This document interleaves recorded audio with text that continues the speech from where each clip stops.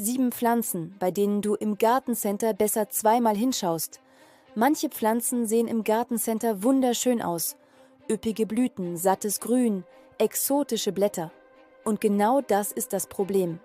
Denn einige der beliebtesten Pflanzen können für Kinder, Hunde oder Katzen schnell gefährlich werden, obwohl sie ganz offen verkauft werden. Ohne großen Warnhinweis.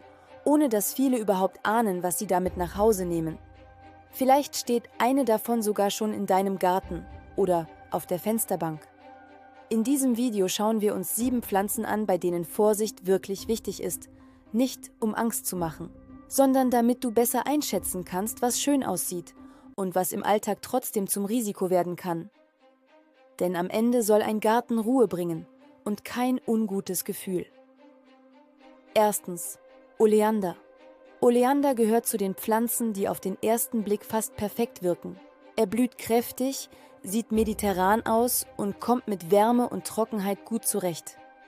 Genau deshalb ist er in vielen Gärten so beliebt. Aber beim Oleander ist praktisch die ganze Pflanze giftig. Blätter, Blüten, Stängel, alles enthält Stoffe, die stark auf das Herz wirken können. Für Erwachsene ist das schon problematisch. Für Kinder und Haustiere kann es schnell richtig ernst werden. Besonders tückisch ist, dass Oleander gar nicht bedrohlich aussieht. Er steht oft ganz selbstverständlich in Vorgärten, auf Terrassen oder in großen Kübeln. Viele behandeln ihn wie jede andere Zierpflanze auch. Doch schon kleine Mengen können Beschwerden auslösen. Übelkeit, Erbrechen, Kreislaufprobleme oder Herzrhythmusstörungen sind möglich. Gerade Hunde knabbern manchmal an abgeschnittenen Zweigen oder Blättern, wenn sie nach dem Rückschnitt herumliegen. Wenn du diesen mediterranen, farbigen Look magst, aber etwas Sichereres suchst, ist Hibiskus meist die entspanntere Wahl. Er bringt ebenfalls große Blüten und eine warme, sommerliche Wirkung mit, ohne dieses versteckte Risiko. Fingerhut ist eine dieser Pflanzen, die fast ein wenig märchenhaft wirken. Die hohen Blütenkerzen mit den glockenförmigen Blüten ziehen den Blick sofort an. Im Beet wirkt er elegant, leicht und fast ein wenig wildromantisch. Aber auch Fingerhut gehört zu den Pflanzen, bei denen man genau wissen sollte, was man sich holt. Die Pflanze enthält starke Wirkstoffe, die direkt auf das Herz wirken. Gerade deshalb ist Fingerhut seit langer Zeit bekannt, nicht nur als Gartenpflanze, sondern auch aus der Medizingeschichte.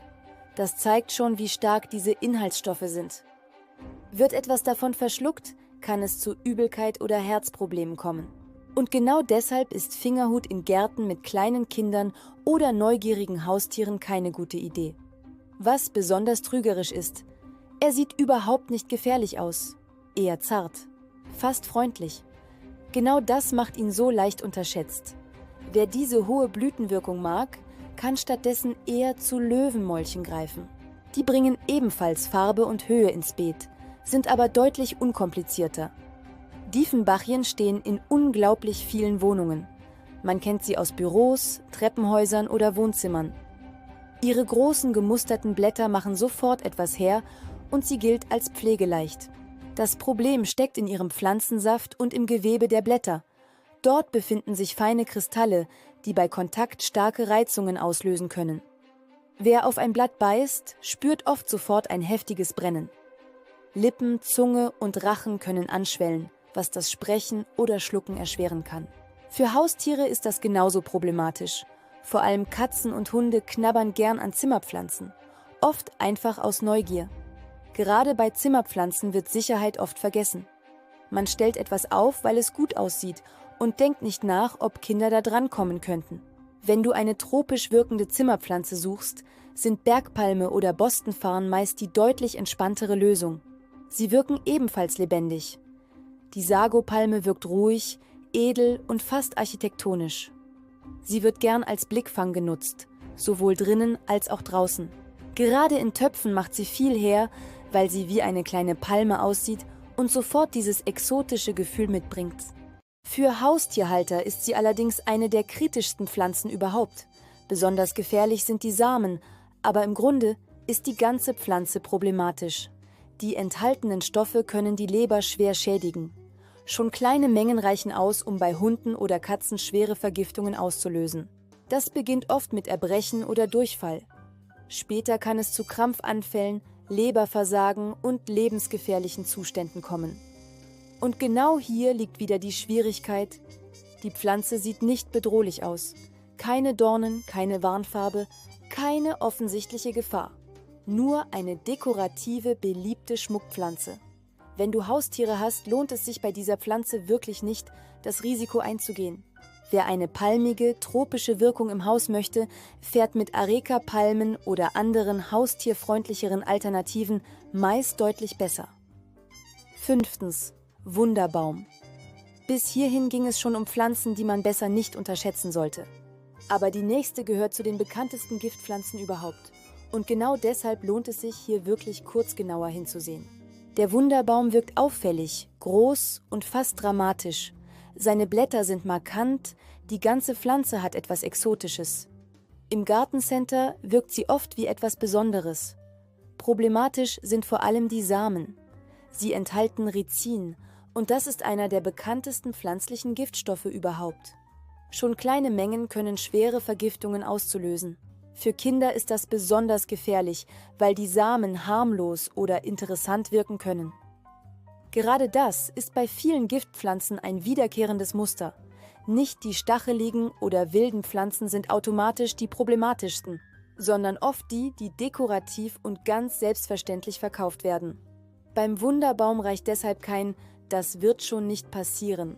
Wenn Kinder oder Tiere Zugang zum Garten haben, ist diese Pflanze schlicht keine gute Wahl. Wer große, auffällige Blätter im Garten mag, findet auch andere Pflanzen mit starker Wirkung, ohne gleich so ein extremes Risiko mitzukaufen. 6. Azaleen und Rhododendren. Azaleen und Rhododendren gehören für viele ganz selbstverständlich zum Garten dazu. Im Frühjahr sind sie voller Blüten, wirken dicht, gepflegt und bringen sofort Farbe in halbschattige Bereiche. Gerade weil sie so verbreitet sind, werden sie oft nicht mehr hinterfragt. Dabei sind auch sie nicht harmlos. Die Pflanzen enthalten Stoffe, die auf Nerven, Muskulatur und Kreislauf wirken können. Werden Blätter oder andere Pflanzenteile gefressen, kann das zu Speicheln, Erbrechen, Schwäche, Schwindel und Kreislaufproblemen führen. Für Hunde und Katzen ist das besonders wichtig. Viele Tiere fressen Pflanzen nicht aus Hunger, sondern aus Neugier. Und genau dann wird aus einem beliebten Blütenstrauch schnell ein Problem. Bei Rhododendren sieht man sehr gut, wie stark Gewöhnung unseren Blick verändert. Was oft gepflanzt wird, wirkt automatisch sicher. Aber Häufigkeit bedeutet eben nicht Harmlosigkeit. Wenn du also bei der Pflanzenauswahl nicht nur nach Blüte und Standort gehst, sondern auch nach Sicherheit, lohnt sich hier ein zweiter Blick. Lilien wirken ruhig, elegant und fast feierlich. Man kennt sie aus Blumensträußen, von Feiertagen oder aus festlichen Gestecken. Gerade deshalb kommen sie so oft ins Haus. Für Katzen sind sie allerdings extrem gefährlich. Und zwar schon in sehr kleinen Mengen. Es muss nicht einmal ein Blatt gefressen werden. Schon Pollen auf dem Fell, der später beim Putzen aufgenommen wird, kann ausreichen. Selbst das Wasser in einer Vase mit Lilien kann problematisch sein. Die Giftstoffe können bei Katzen schnell zu schwerem Nierenversagen führen. Erste Anzeichen sind oft Erbrechen, Apathie und Appetitlosigkeit. Dann zählt vor allem eins: Zeit. Wenn Katzen im Haushalt leben, sollte man mit Lilien wirklich konsequent sein. Nicht nur außer Reichweite, sondern am besten gar nicht erst ins Haus.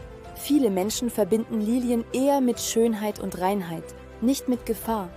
Wenn du diesen eleganten Look magst, sind Orchideen oder Rosen in einem Katzenhaushalt meist die deutlich vernünftigere Entscheidung. Neben diesen gibt es noch weitere Arten, die oft unterschätzt werden. Hortensien zum Beispiel sind wunderschön, aber ebenfalls nicht ganz unproblematisch. Eisenhut gehört sogar zu den giftigsten Gartenpflanzen überhaupt und ist definitiv nichts für einen sorglosen Familiengarten. Und auch Philodendren können bei Haustieren oder kleinen Kindern starke Reizungen verursachen. Das Thema ist größer, als man im ersten Moment denkt. Wenn du Pflanzen kaufst, lohnt sich ein kurzer Sicherheitscheck fast immer. Lies Etiketten aufmerksam. Verlass dich nicht darauf, dass fehlende Warnhinweise Entwarnung bedeuten. Prüfe den Pflanzennamen kurz selbst. Heute dauert das nur wenige Sekunden. Gerade bei Zierpflanzen wird oft nach Optik entschieden. Aber wenn Tiere im Haushalt leben, sollte Sicherheit immer mitgedacht werden. Oft sind es nicht die offensichtlich gefährlichen Pflanzen, die Probleme machen, sondern die, die schön aussehen und harmlos wirken. Ein Zuhause mit Pflanzen soll Freude und Leben auslösen. Deshalb lohnt es sich, bei manchen Arten genauer hinzusehen. Nicht aus Angst, sondern aus Klarheit. Oleander, Diefenbachie, Sagopalme, Rhododendren und Lilien zeigen, wie trügerisch Optik sein kann. Wer ihre Wirkung kennt, kann bewusster entscheiden. Eine Pflanze sollte dein Zuhause schöner machen, nicht riskanter. Danke, dass du dir Zeit für deinen Garten genommen hast. Und für Garten Lea.